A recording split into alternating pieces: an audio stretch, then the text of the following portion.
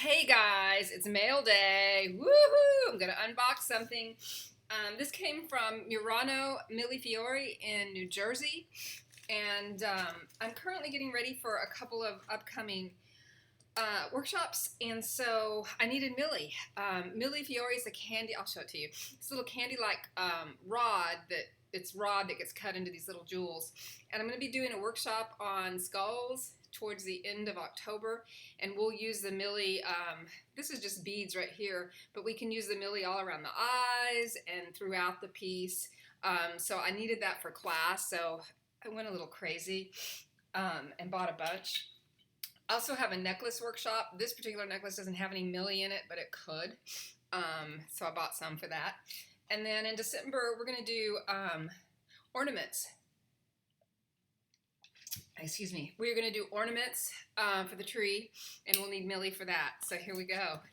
I usually will go online and spend about $80 and get a little bit of Millie. I spent close to $200 this time, and it's very heavy. Look at this. I've really used a lot. Well, we used some in one of my make and takes, and it's expensive stuff. And then I also used a lot on a piece that just sold that's going to be in the bathhouse, an homage to Posada.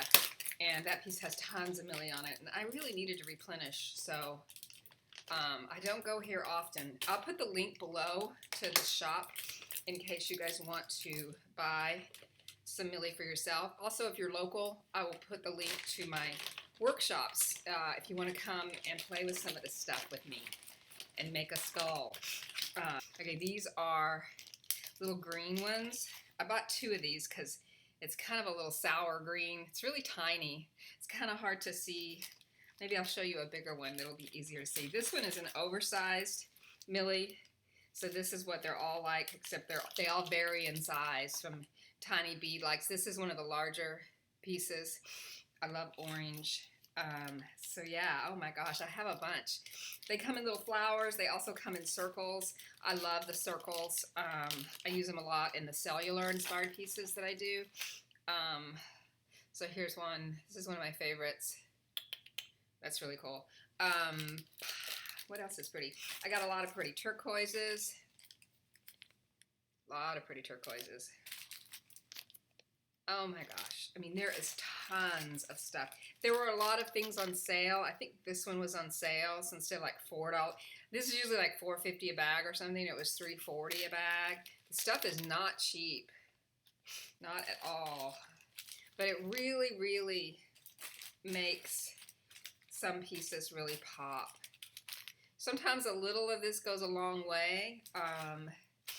And sometimes more is more. And you just want to use it. Here's a little educational info on Mille Fiori. So the technique involves making these canes or rods, and then once these cool, they chop them into the little discs. So these have been around a long time. Let me see, let me pull up my Wikipedia here. So the term Mille Fiori is a combination of the Italian words mille meaning 1,000 and fiori meaning flowers. Apsley Pellet, in his book Curiosities of Glassmaking, was the very first person to use the term Mille Fiori, and that appeared in the Oxford English Dictionary in 1849.